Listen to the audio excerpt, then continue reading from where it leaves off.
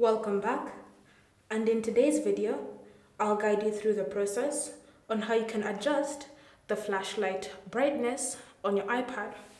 So you may have noticed that whenever you're using your flashlight on your iPad, sometimes it's not too bright or sometimes it is too bright.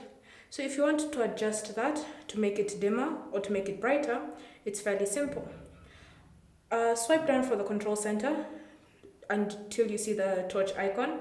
Then from here, long press on it.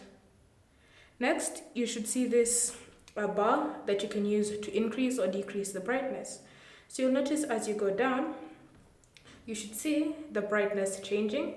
And if you go to the highest setting, again, you should see the brightness adjusting to your change. So simply use this to increase or decrease the brightness. And then when you're happy, just tap on an empty space on your screen, and now you can start using the torch to your liking. Thank you for watching.